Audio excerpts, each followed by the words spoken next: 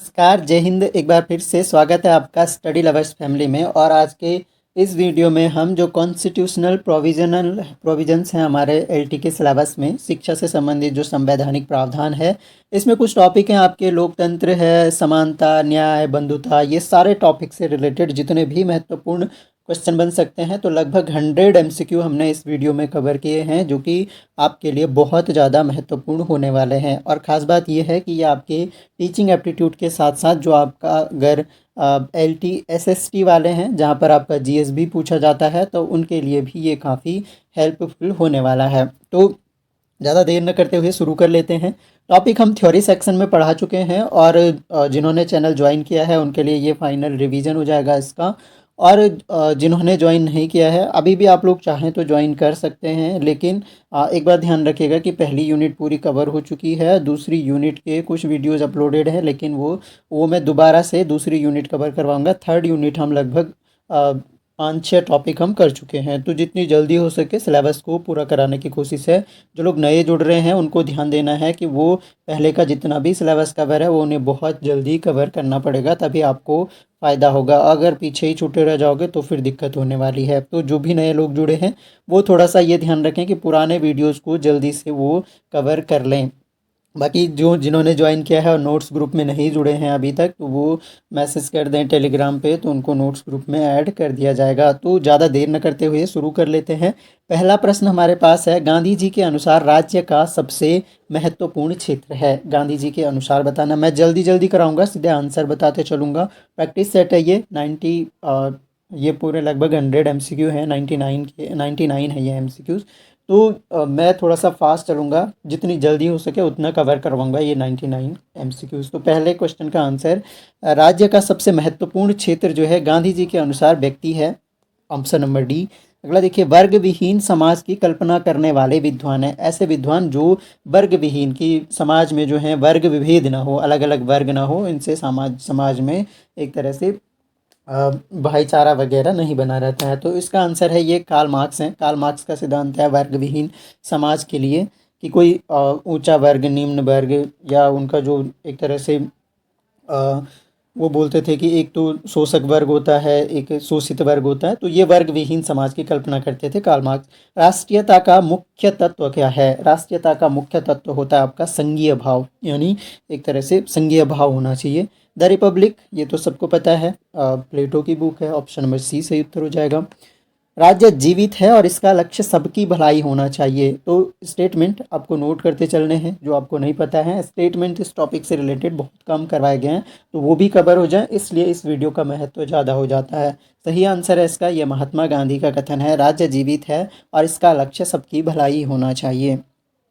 अगला देखिए, राज्य न तो ईश्वर की कृति है और न श्रेष्ठ शक्ति का परिणाम है, न परंपरा के प्रति विद्रोह की कृति है, और न केवल परिवार का यह परिवार विस्तार है।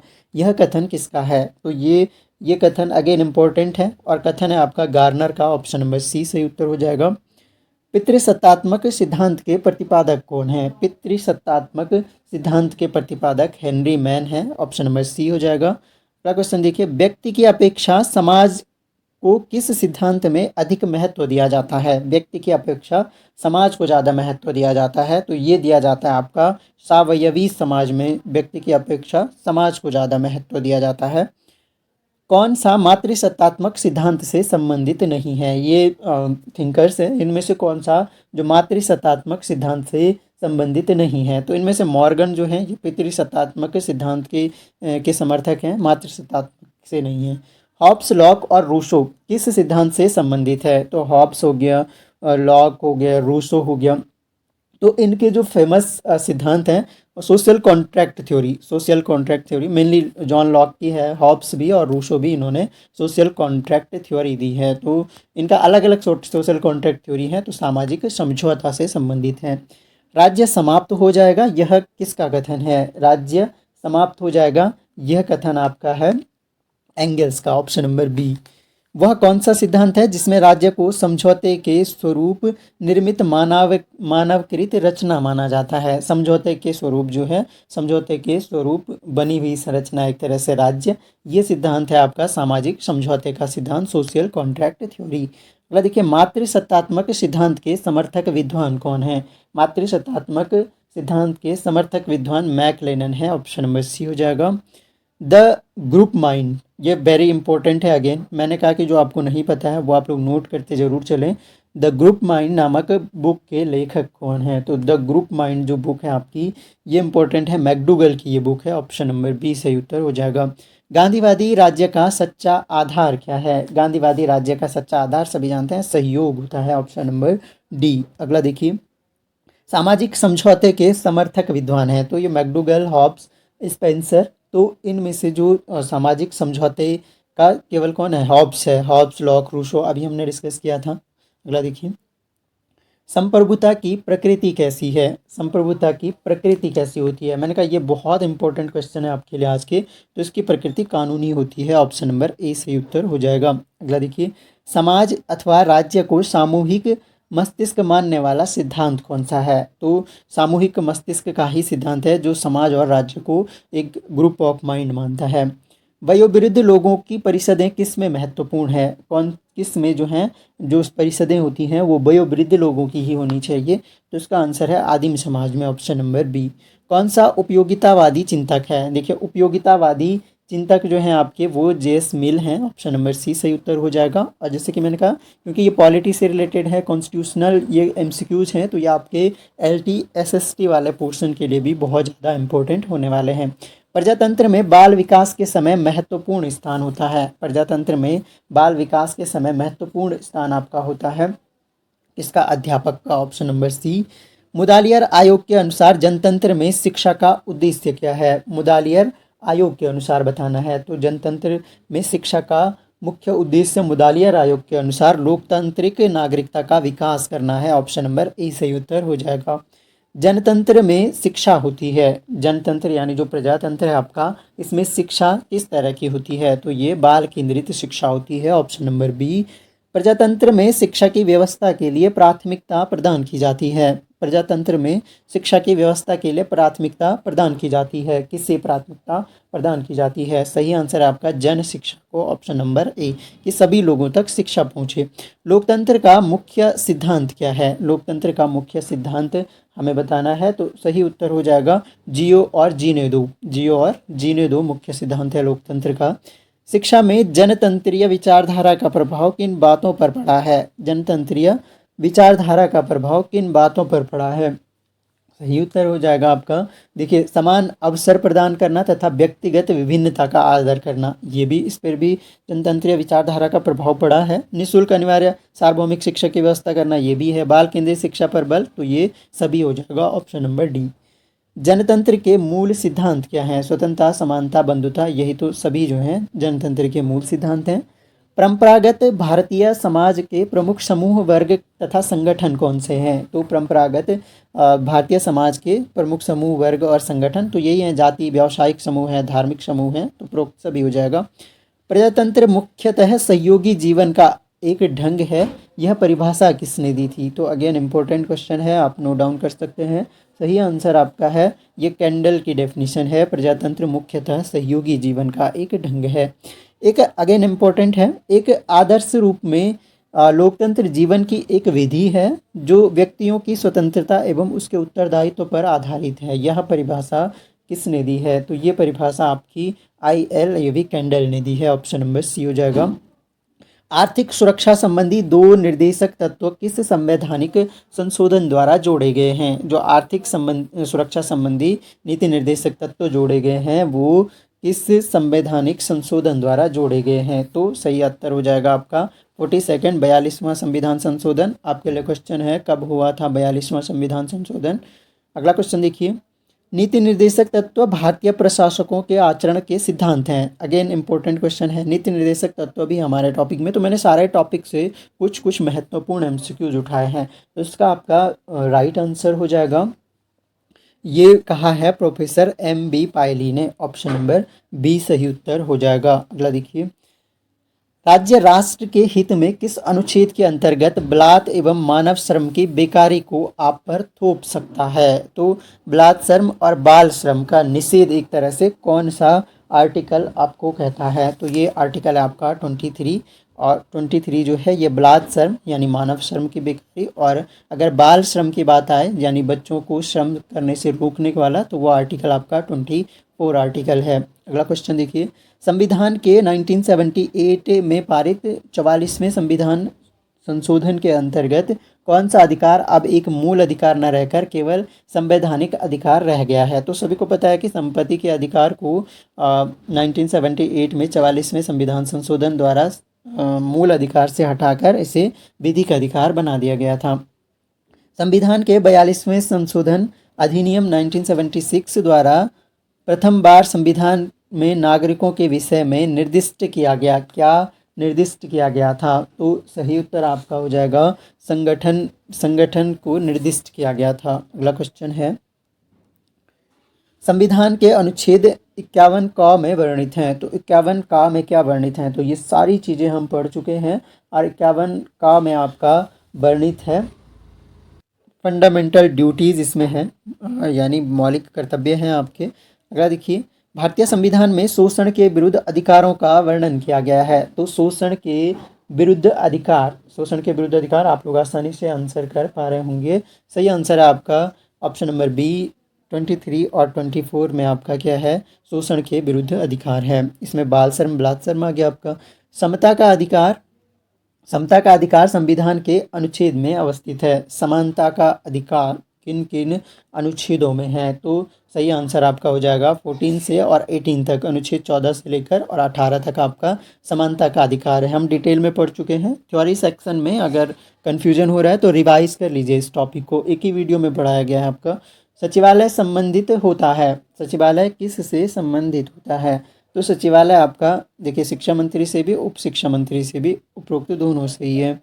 राज्य के शिक्षा मंत्रालय का प्रमुख अधिकारी होता है, राज्य के शिक्षा मंत्रालय का प्रमुख अधिकारी आपका शिक्षा मंत्री होता है, ऑप्शन नंबर सी हो जाएगा।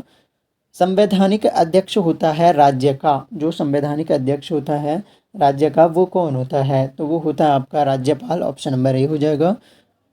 धारा 19 किस से संबंधित है? जो आपका धारा 19 है वो किससे संबंधित है? तो सही उत्तर हो जाएगा आपका धारा जो 19 है आपका, धारा 19 आपकी जाति से संबंधित है, आर्टिकल नहीं है, धारा की बात कर रहे हैं। विश्वविद्यालय शिक्षा आयोग किसकी अध्यक्षता में गठित किया गया? विश्वविद्यालय शिक्षा आयोग के अध्यक्ष कौन थे? अगेन इंपॉर्टेंट क्वेश्चन है और ये आपका जो 5th यूनिट है जहाँ पर आपके आयोग वगैरह भी दिए गए हैं, तो उसके लिए भी ये क्वेश्चन इंपॉर्टेंट है। सही आंसर आपका है राधाकृष्णन आयोग, भी हम उसे कहते हैं। धर्मनिरपेक्षता वह विश्वास है जो कि राज्य नैतिकता शिक्षा आदि को धर्म से स्वतंत्र रखता है, यह किसमें कहा गया है? तो ये कहा गया आपका चैम्बर्स डिक्शनरी में, चैम्बर्स। अगला आपके लिए आसान सा प्रश्न है कि भारत का संविधान लागू कब हुआ था? तो 26 जनवरी 1950, सभी को पता है। संविधान का निर्माण किया था, किसने संविधान का निर्माण किया था? तो आपका सही आंसर हो जाएगा विधानसभा के प्रतिनिधियों ने, ऑप्शन नंबर ए हो जाएगा। न्याय के अधिकार के अंतर्गत संविधान न्याय को किन क्षेत्रों में प्रदान करने पर बल देता है? तो न्याय के अधिकार के अंतर्गत संविधान न्याय को किन क्षेत्रों में प्रदान करने पर बल देता है? तो सभी क्षेत्रों में, सामाजिक आर्थिक राजनीतिक, सभी हो जाएगा आंसर। राष्ट्रीय ग्रामीण उच्च शिक्षा परिषद की स्थापना श्रीमाली समिति के सुझाव के आधार पर कब हुई? ये ध्यान रखिए यहाँ से कि जो उच्च शिक्षा परिषद की स्थापना है वो श्रीमाली समिति के सुझाव पर हुआ है और इस वर्ष हुई है। तो ये आपको आंसर करना है, जो आपका ये 1956 में हो गया था, ऑप्शन नंबर सी श्रीमाली समिति याद रखना है, राष्ट्रीय ग्रामीण उच्च शिक्षा परिषद। अखिल भारतीय प्रारंभिक शिक्षा समिति की स्थापना हुई थी। तो अखिल भारतीय प्रारंभिक शिक्षा समिति, अगेन ये आप याद कर लीजिए, होगा कि 2-4 आपको ऐसी समितियां दे देगा या ऐसे इंस्टीट्यूट दे देगा और सामने ईयर्स लिख के दे देगा, तो मैच द फॉलोइंग वाले क्वेश्चन देगा। इतना इजी नहीं देगा कि डायरेक्ट एक क्वेश्चन का आपको ईयर पूछ लिया, तो थोड़ा सा ध्यान देना है। सही आंसर आपका हो जाएगा 1957। अगला देखिए, अखिल भारतीय माध्यमिक शिक्षा परिषद की स्थापना कब हुई थी? अखिल भारतीय माध्यमिक शिक्षा परिषद, तो माध्यमिक शिक्षा परिषद 1955। यूजीसी की स्थापना तो सभी को पता है, यूजीसी यूनिवर्सिटी ग्रांट कमीशन, इसकी स्थापना कब हुई थी? आपका 1953 में। देखिए, मानव संसाधन विकास मंत्रालय की स्थापना MHRD तो इसकी स्थापना कब हुई थी? Ministry of human right development, इसकी स्थापना आपकी हुई थी 1985 में, और अब इसको जो है वापस एजुकेशन मिनिस्ट्री बना दिया गया है, तो ये भी थोड़ा सा ध्यान रखिएगा। शिक्षा विभाग स्थापित किया गया था, शिक्षा विभाग ही हमारा कब स्थापित हुआ है, ये हमें पता होनी चाहिए, बेसिक बातें। 1910 में, 1910 में। अखिल भारतीय प्राविधिक शिक्षा परिषद की स्थापना किस सन में हुई थी? तो अखिल भारतीय प्राविधिक शिक्षा परिषद 1920 में। निम्नलिखित में से कौन सी डिवीजन एनसीसी में नहीं है? कौन सी डिवीजन? तो एनसीसी वाले बच्चे आसानी से बता सकते हैं इसको। सीनियर डिवीजन होता है, जूनियर डिवीजन होता है, गर्ल्स डिवीजन होता है, एडल्ट डिवीजन कोई डिवीजन नहीं होता है ना एनसीसी में। अगला क्वेश्चन है, नेहरू युवा केंद्र किस वर्ष प्रारंभ हुए थे? तो नेहरू युवा केंद्र आपके 1972 से प्रारंभ हुए थे। राष्ट्रीय कैडेट कोर का, ये एनसीसी का शुभारंभ पूछ रहे हैं, तो एनसीसी का शुभारंभ कब से हुआ था? तो ये आपका 1948 से हुआ। एनएसएस भी पूछ लिया, एनएसएस की स्थापना कब हुई? तो ये भी आपको ध्यान रखना है, 1969 में हुई थी। मध्याह्न भोजन योजना, मिड डे मील जो योजना है आपकी, इसकी ये योजना कब प्रारंभ हुई थी? तो मैंने बताया ये जो इस्टेब्लिशमेंट वाले हैं, ये इंस्टीट्यूट हैं हमारे पास, तो अगले यूनिट में भी काम आएंगे। ये सही आंसर है इसका, 15 अगस्त 1995 में मिड डे मील स्कीम शुरू हो गई थी। भारतीय संविधान में कितने अनुच्छेद हैं? तो 395 हैं मूल रूप से। किस देश के संविधान से भारतीय संविधान के निर्माताओं ने राज्य नीति के निर्देशक सिद्धांतों के दर्शन को ग्रहण, हमने जो है डीपीएसपी वो कहाँ से लिए हैं, ये सब पढ़ा है मैंने थ्योरी सेक्शन में कि कहाँ से लिया गया है, क्या इसका महत्व है, कौन कौन से इंपॉर्टेंट आर्टिकल थे एजुकेशन के संबंध में, तो सबको हमने डिटेल में डिस्कस किया था। तो इस क्वेश्चन का जो सही आंसर है वो है आयरलैंड के संविधान से हमने ये लिए हैं। भारतीय संविधान के किस संशोधन के जरिए 10वीं अनुसूची शामिल की गई? तो 10वीं अनुसूची जो है आपका ये 52वें संविधान संशोधन द्वारा शामिल की गई थी। भारतीय संविधान की निम्न में से कौन सी विशेषता या प्रावधान वाद योग्य है, यानी जस्टिसेबल है, यानी जिसके लिए आप न्यायालय की शरण में जा सकते हैं? तो वो क्या है, हमारे फंडामेंटल राइट्स हैं। अगर किसी के भी फंडामेंटल राइट्स का हनन होता है तो आप कोर्ट की शरण में जा सकते हैं। भारतीय संविधान में मौलिक अधिकार की अवधारणा ली गई है, तो भारतीय संविधान में मौलिक अधिकार की अवधारणा ली गई है अमेरिका से, ऑप्शन नंबर ए सही उत्तर हो जाएगा।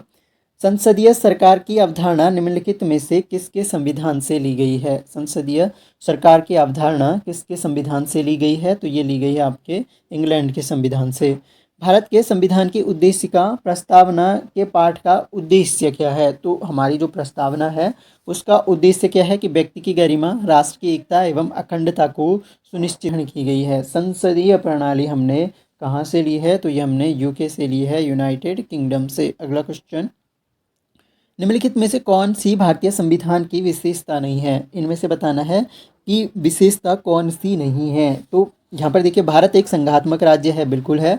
भारत में संसद की सर्वोच्चता है, ये भी है। भारत एक गणतंत्र राज्य है, ये भी है। भारतीय संविधान एक कठोर, अनमनीय, इसका मतलब होता है कि जिसमें कोई फ्लेक्सिबिलिटी नहीं है, कोई संशोधन नहीं किया जा सकता है। तो भारतीय संविधान ऐसा नहीं है। भारतीय संविधान कुछ मामलों में कठोर है और कुछ मामलों में आपका एक तरह से लचीला भी है। अगला क्वेश्चन, निम्नलिखित में से कौन सा एकात्मक शासन का गुण नहीं है? एकात्मक शासन का गुण जो नहीं है, देखिए, स्थायी सरकार एकात्मक शासन में होती है। व्यय की कमी एकात्मक शासन, निर्णय में शीघ्रता एकात्मक शासन होगा, तो निर्णय में शासन शक्ति का विभाजन जो है एकात्मक शासन का गुण नहीं है। ये लोकतांत्रिक सरकारों में होता है। इस संविधान संशोधन के द्वारा प्रस्तावना में धर्मनिरपेक्ष तथा समाजवाद शब्द को जोड़ा गया, तो ये भी हमने बोला था, डिटेल में डिस्कस किया था। ये हो जाएगा आपका 42nd अमेंडमेंट। भारतीय संविधान विभाजित है, भारतीय संविधान के कितने भाग हैं? तो 22 भाग हो गया, आसान सा प्रश्न हो गया। संघ सूची में कुल कितने विषय हैं? तो जो आपकी संघ सूची, राज्य सूची और समवर्ती सूची, 3 सूचियां हैं, इनमें से संघ सूची के 100 विषय हैं, ऑप्शन नंबर डी। निम्नलिखित में से कौन सी विशेषता भारतीय संविधान से संबंधित नहीं है? भारतीय संविधान से संबंधित जो नहीं है, तो हमारे यहाँ क्या नहीं है? दोहरी नागरिकता नहीं है। बाकी संविधान की सर्वोच्चता है, न्यायपालिका की स्वतंत्रता है और सेकुलरिज्म भी है। भारतीय संविधान भारत को निम्न में से किस रूप में उल्लेख करता है? तो भारतीय संविधान हम क्या लिखते हैं कि भारत क्या है? एक राज्यों का संघ है, राज्यों का संघ है। अगला क्वेश्चन, भारतीय संविधान में कुल अनुसूचियां हैं, कुल कितनी अनुसूचियां हैं? तो 12 अनुसूचियां हैं। मूल संविधान में 8 अनुसूचियां थी, अभी वर्तमान में 12 हो गई। भारतीय संविधान में मौलिक कर्तव्यों का उल्लेख किस अनुच्छेद में है? तो मौलिक कर्तव्य फंडामेंटल ड्यूटीज आपके 51 के ए में हो गई। मूल अधिकारों पर प्रतिबंध कौन लगा सकता है? मूल अधिकारों पर कौन प्रतिबंध लगा सकता है? तो वो राष्ट्रपति लगा सकते हैं। मौलिक अधिकारों का वर्णन संविधान के किस भाग में किया गया है? जो फंडामेंटल राइट्स हैं आपके, इनका वर्णन किस भाग में किया गया है? तो ये भी आसान सा क्वेश्चन हो गया। तीसरे भाग में आपके फंडामेंटल राइट्स हो गए। पहले में संघ तथा राज्य हो गए, दूसरे में नागरिकता हो गई, तीसरे में आपके फंडामेंटल राइट्स हो गए।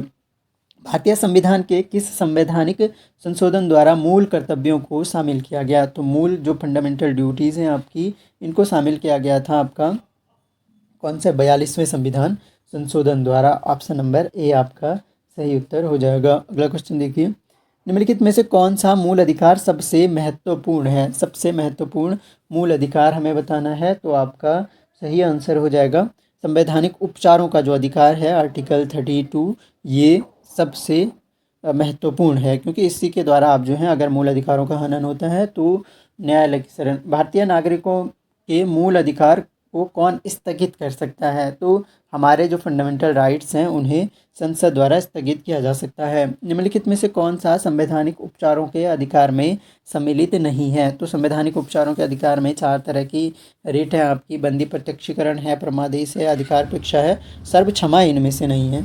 चौथा इनमें उत्प्रेषण लेख होता है, उत्प्रेषण। अगला देखिए, निम्नलिखित में से कौन एक मौलिक कर्तव्य है? इनमें से मौलिक कर्तव्य कौन सा है? तो मौलिक कर्तव्य भी हमने डिटेल में डिस्कस किए थे, कौन कौन से मौलिक कर्तव्य हैं। तो इनमें से क्या है? सार्वजनिक संपत्ति की सुरक्षा और हिंसा का परित्याग, ये मौलिक कर्तव्य है। बाकी तो ये मौलिक कर्तव्य नहीं है।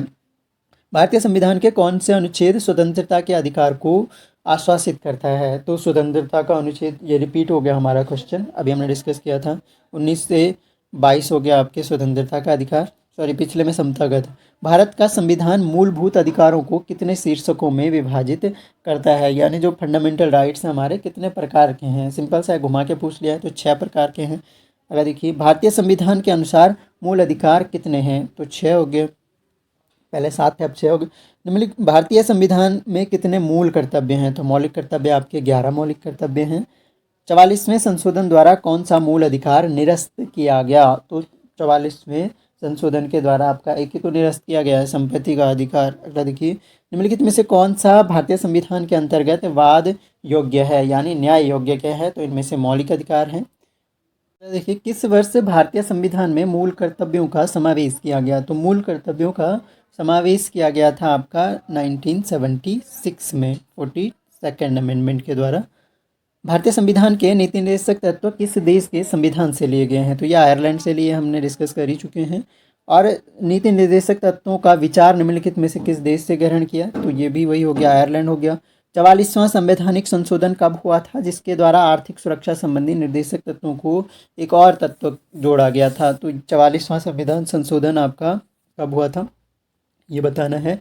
तो 44वां संविधान संशोधन 1978 में हुआ था। ये सारे ऑप्शन ही एक तरह से गलत हैं, तो 1978 में हुआ था आपका 42nd अमेंडमेंट। अगला देखिए, निम्नलिखित में से कौन सा भारतीय संविधान के अंतर्गत वाद योग्य नहीं है, यानी जिसको पूरा ना होने पर आप न्यायालय की शरण में नहीं जा सकते हैं? तो वो आपके DPSP हैं, नीति निर्देशक तत्व हैं। भूमि सुधार कानूनों को संविधान की किस अनुसूची में रखा गया है? तो भूमि सुधार संबंधी जो कानून है वो आपकी अनुसूची है 9वीं अनुसूची, भूमि अधिग्रहण से संबंधित 9वीं अनुसूची आपकी, ऑप्शन नंबर सी हो जाएगा। अगला देखिए, नीति निर्देशक तत्व ऐसे चेक के समान है जिनका भुगतान बैंक समर्थ होने पर ही कर सकता है। तो एक तरह का चेक माना है नीति निर्देशक तत्व पर। बैंक समर्थ होने का मतलब है कि राज्य अगर सक्षम होगा तभी वो नीति निर्देशक तत्वों को अपने नागरिकों को मुहैया करवा सकता है। अगर राज्य सक्षम नहीं है तो वो कुछ ऐसे कार्य नहीं कर सकेगा। तो इसका ये जो स्टेटमेंट है काफ़ी इम्पोर्टेंट है, और सही आंसर आपका ये KT शाह का है, ऑप्शन नंबर ए सही उत्तर हो जाएगा। तो ये हमने वेरी वेरी इंपॉर्टेंट आपके 99 MCQ डिस्कस किए। तो आई होप आपको अच्छा लगा होगा वीडियो, आपके काफ़ी सारे मार्क्स आए होंगे। आप कमेंट बॉक्स में ज़रूर टाइप करें वीडियो आपको कैसा लगा, ये भी लिखें कमेंट बॉक्स में। और पसंद आता है तो लाइक, अपने दोस्तों तक शेयर ज़रूर करें। और पसंद नहीं आता है तो डिसलाइक करके कमेंट बॉक्स में बताएं कि क्या आपको इसमें कमियां लगी, ताकि हम आने वाले वीडियोज़ में सुधार कर सकें। तो thanks a lot for listening, मिलते हैं नेक्स्ट वीडियो में, तब तक के लिए जय हिंद।